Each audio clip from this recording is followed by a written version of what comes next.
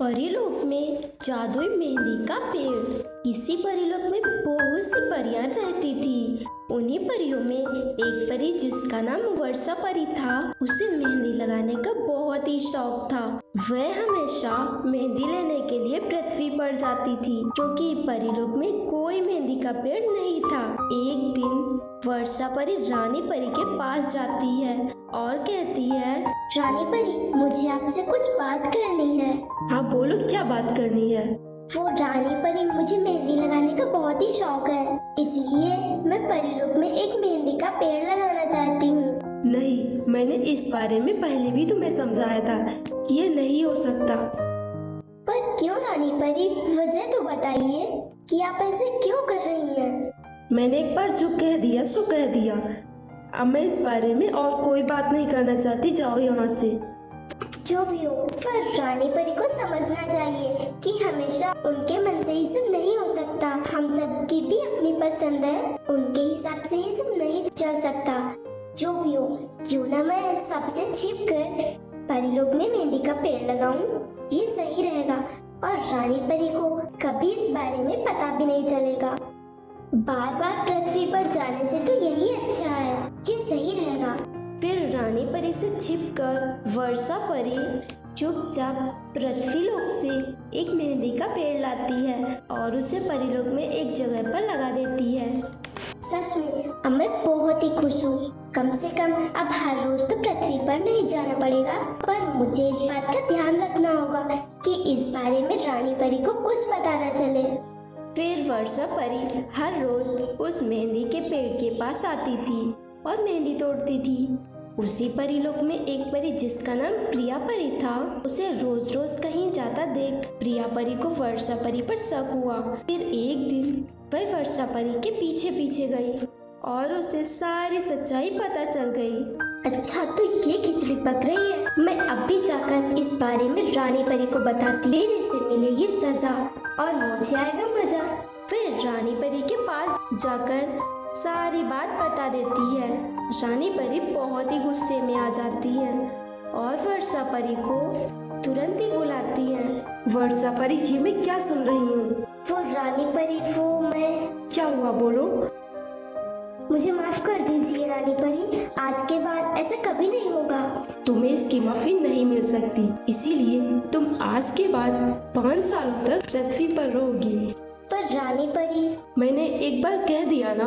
फिर वर्षा परी पृथ्वी पर रहने के लिए चली जाती है। अगर आपको इसके आगे का पार्ट देखना है ना, तो हमें कमेंट करके जरूर बताइए और चैनल को सब्सक्राइब कीजिए।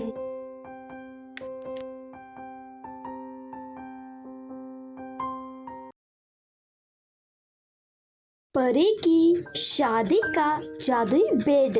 हेलो दोस्तों, आज जो मैं आपको कहानी सुनाने जा रही हूँ, ये कहानी है परी की शादी के जादुई बेड की कहानी। तो चलिए दोस्तों, कहानी की शुरुआत करते हैं। सितारा परी बहुत ही अच्छी परी थी और वह हमेशा सबकी मदद किया करती थी और अपनी माँ के साथ रहती थी। उसकी एक कपड़ों की दुकान थी जिससे वे दोनों अपने घर का खर्चा चलाती थी। फिर कुछ समय के बाद सितारा परी की शादी भी तय हो जाती है। धीरे धीरे कुछ दिन बीत जाते हैं। एक दिन दोनों अपनी दुकान में थी, तब भी उस दुकान में आग लग जाती है। सितारा परी की माँ तो किसी तरह बाहर आ जाती हैं, पर सितारा परी अंदर ही रह जाती है। माँ मुझे बचाओ, आग तेजी से फैल रही है, कुछ कीजिए माँ। फिर काफी कोशिशों के बाद सितारा परी को आग से बाहर निकाल लिया जाता है। सितारा परी तो किसी तरह बच जाती है, पर पूरी दुकान उस आग में जल जाती है। दोनों बहुत ही दुखी होती हैं, क्योंकि दोनों के पास कमाने का कोई साधन नहीं बचता है। जब यह बात लड़के वालों को पता चलती है तो वह शादी करने से इनकार कर देते हैं। इस बात से दोनों बहुत ही दुखी हो जाती हैं। माँ, अब पैसे कहाँ से आएंगे? मैं भी उसी बारे में सोच रही हूँ। तू चिंता मत कर, कुछ न कुछ हो जाएगा। मैं अभी काम ढूंढने के लिए जा रही हूँ, शायद मुझे काम मिल जाए। मैं भी चलूंगी आपके साथ। नहीं, तू यहीं रह, मैं शाम तक वापिस आ जाऊंगी।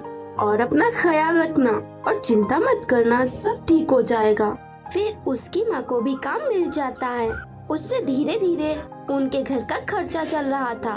फिर एक दिन, माँ, मेरा बेड टूट गया है, क्या आप मुझे नया बेड ला कर देंगी?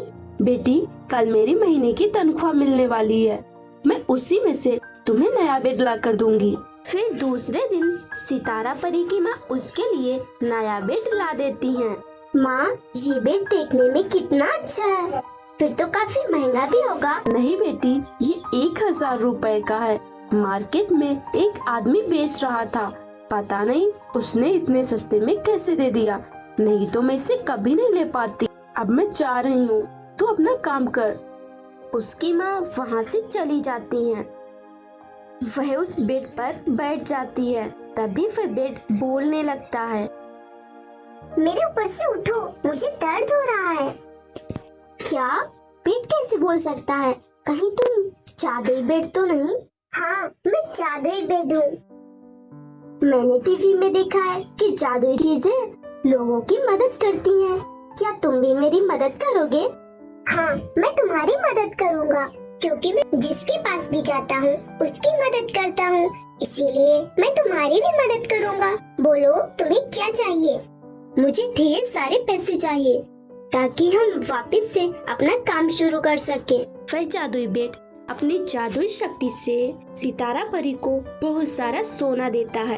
ये लो, और कभी भी अपने पैसों पर घमंड मत करना, नहीं तो इसका परिणाम बहुत ही बुरा हो सकता है। मैं आपकी बातों का ध्यान रखूंगी। सितारा परी बहुत ही खुश हो जाती है।